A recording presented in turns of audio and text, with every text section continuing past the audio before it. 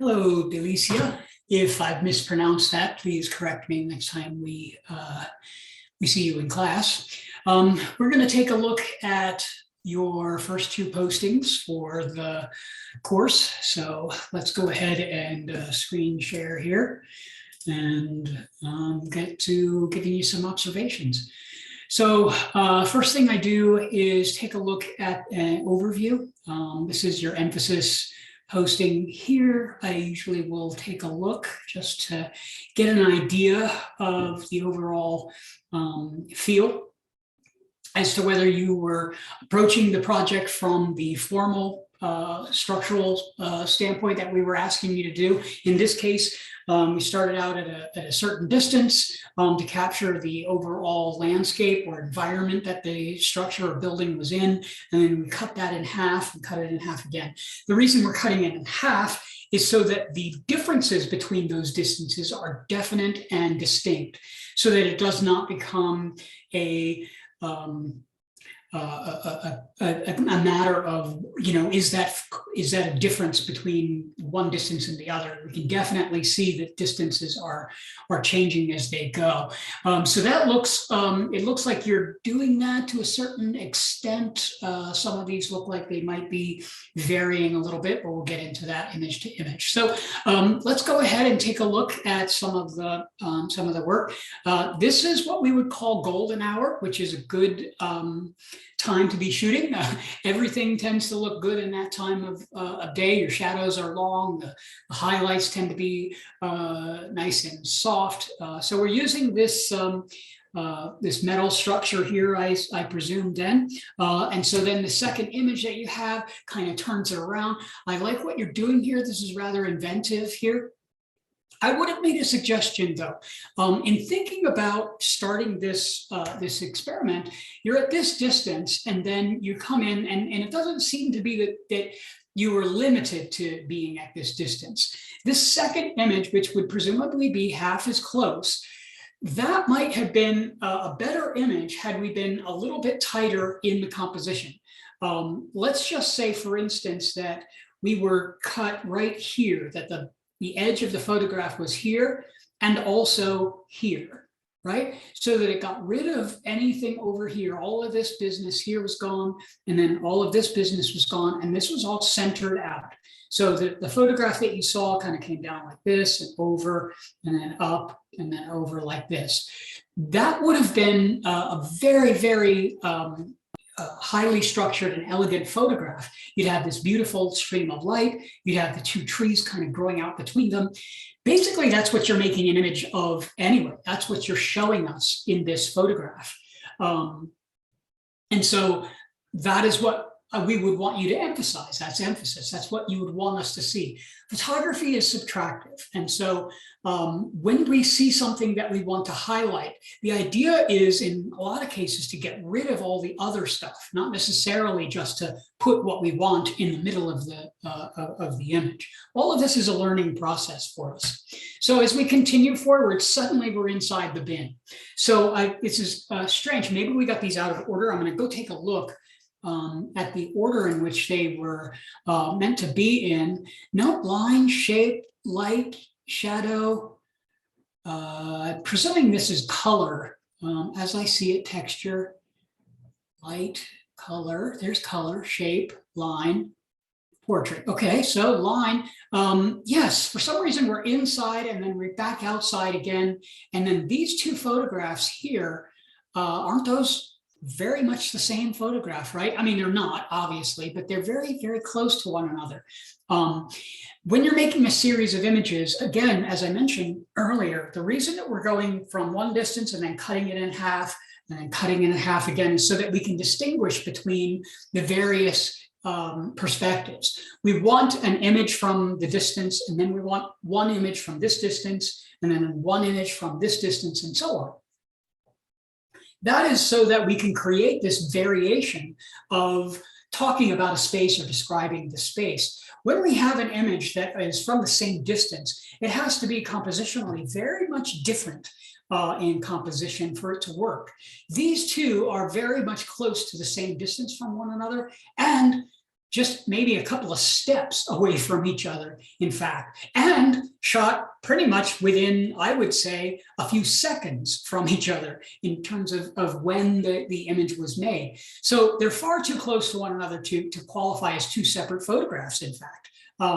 They're just basically two iterations of the same image. And I would suggest in the future to go ahead and just choose which one you think is the better image, include that one, and move on and go with something else for the other one. Shape, what you're looking at here is shape might have been better if you were looking specifically at this rather than the entire thing to emphasize. Line, you're working out pretty well. This looks pretty good. Color, you might have done a little bit more with the color, perhaps, if you had incorporated, as I'm pointing out over here, some of this highlight over here with the light. That might have been an interesting way to break up the space a little bit more. Shadow, you've got a really interesting idea here. You've got really a lot of possibilities with this very elegant structure. It's so simple, but it's actually a real challenge. You've probably found it to be a real challenge because you've got such a simple sort of thing. You've got this structure which really doesn't have a whole lot more to it than these sort of three walls, two walls and a roof, and then you've got light hitting it, which is fantastic for photography, but it's a challenge because it's so minimal. How to get these variations, how to get all of these other things going on. Here again, we kind of, even though you're a reverse shot, it's kind of the same shot again. So here we are kind of getting into the trouble of almost repeating the photograph over and over and over again. Here's where I think we get into, a little bit of a problem with the lighting. This is the most beautiful lighting that you can find. The golden hour is the kind of lighting scenario that we always hope to find, right? It's the kind of lighting that we wait for. It's the kind of lighting that only lasts for a short period of time. This time of year, this kind of lighting lasts for like 10 minutes, maybe 15 at the most during the winter months, because the sun goes down very, very quickly there. What does that mean? That means that if these photographs weren't taken on several different days at exactly the same time, it means that all of these photographs were taken within about 10 minutes of each other. Now, we had 5 days to do the emphasis project. If you're able to make beautiful photographs like this in 10 minutes, how amazing could your images look if you had taken maybe 2 hours or 3 hours and made photographs, or came back at the same time many different days and continued to explore all the possibilities of this structure over and over, here and there, continuing to hit all of those points again and again and again. The reason we have the 5 days isn't so we can pick 5 or 10 or 15 minutes to make our photographs real quick. It's so that we have time to explore, make photographs, look at them, go back, make more photographs, look at them, all of that kind of stuff. We wouldn't want to do a drawing and just, have a week to do a drawing and then 10 minutes before class, draw a drawing really fast and turn it in for something that we were meant to have taken all week to make. So again, not criticism. In other words, it's observation. We can tell how long photographs can be taken when we see lighting. And I would say you make these beautiful photographs. They're extraordinary. I really admire what you've done here. I'm just wondering what kind of amazing things you could do if you were giving yourself the amount of time that you have in order to make images that you don't even know you're capable of making yet. So don't sell yourself short on these things. I think you have a lot more to offer your imagery than maybe you think. This is an excellent start, I think. So continue to go forward with these. All right. Let's look at your rule of thirds now. And see, and I don't want to alarm you or anything like this. I'm pointing these things out because I want you to do take full advantage of everything that that we have to offer, and I want your photography to benefit from everything that it has to offer. So please take everything that I'm saying as a as an effort to help you as much as possible. All right, so rule of thirds. This is using a structure, and so this is actually a much more straightforward than even sometimes the emphasis. It's taking this concept of the grid and applying it directly to our framework here. And so a lot of times it's even mapped out on our camera where we're looking at it. So here's where it kind of comes apart. We think it's very easy to show the grid. However, what happens is a lot of times when we're first trying to use it, and I'm seeing this all the time with new photographers when we first see it, is we start to look at the verticals, then we start to look at the horizontals, and we have trouble looking at both of them at the same time. So, and I don't take it for granted that this is hard stuff sometimes to get your head around. But what happens is a lot of times new photographers, new image makers that are approaching this technique or this structure will oftentimes be able to correctly and beautifully place the vertical elements, but then all of a sudden they will have something like that, where the horizon is right in the middle. Or the opposite, where they're able to place the horizon in a good spot, but the vertical elements are all centered in the middle. This is why we're doing the project. It seems like I could just tell you rule of thirds and just kind of go, but it's actually, as you might have started to discover, you have to kind of be practicing it to make it something fluid and natural, and to make it not feel mechanical. This one got out of focus for you. It looks like you're getting into dusk and getting a little bit dark here, so your camera probably had a hard time making focus here. Looks like you have a little bit of schmutz or something right over here on your lens. Let's hope that that's not on the lens. It's just sort of about the lens there. So here we have a centralized, and here we have a centralized. This isn't probably the best example of the rule of thirds. This is a much better exploration of that. You've got these things moved over to the side, even though they're almost moved over a little too much. But this is a much better in terms of the use of rule of thirds if we're looking at that than that one. Here again, we've got images that are very close to one another. This one, this one, this one. Right? I mean, they're literally click, click, click, right? I mean, it's like you just made 3 photographs in a row. We want to do more for your photography than that.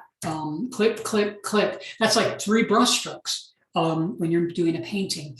I would suggest choosing the best version of these 3, posting that one, and then going for some other composition that you've made a photograph of. Here's the thing. Even the best photographers are lucky or are fortunate, are excellent if they're able to get above 10% success on their images. 10% because each time we start to make our imagery, we're thinking more and more critically about our imagery. We'll make beautiful images all the time because we know how to incorporate the principles of design and structures and focus and look at light. So image after image after image, structurally, formally, technically, we're all working, but we're looking for something even more than that, something beyond that, something to connect with the viewer for. And so even then, when we achieve a certain level of technical and formal mastery of a material, we then still push ourselves to another level so that it continues to hover somewhere around, for photography, somewhere around 10%, maybe 12% on a really good day. So that means that if I need to have 10 photographs, I need to make at least 100 images. And that is if I'm hitting 10%. So if you're looking to be able to have 15 photographs, that means you have to have made 150 photographs minimum. And that is if you are a professional photographer hitting all strides. When you're first learning this stuff, you might even be as down around maybe 3 to 5% of your images are really going to work because you're just exploring, experimenting, and figuring it out. You got this image and this image, which are barely, I mean, it's almost an animation, right?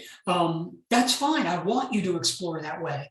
But then I want you to pick the best one and post that one and go to the next series of images. I guess what I'm saying is, take as many photographs as you need in order to accomplish the success rate that you're looking for. Take as much time and invest as much time that's necessary in order to make your image as good as they can possibly be. That time will be better invested in that, because you will have imagery that you will be able to use and be able to reflect the best that you're capable of doing, rather than something that you kind of got done, but you're not really satisfied with, and that kind of thing. So if you're only doing like 5% and you need 10 photographs, that means you got to make 200 photographs in order to get 10 pictures, right? That sounds like a lot of photographs, and that is kind of a lot of photographs, but that would take you a minimum of, maybe even if you took one photograph every minute, you know, that's several hours worth of photographs.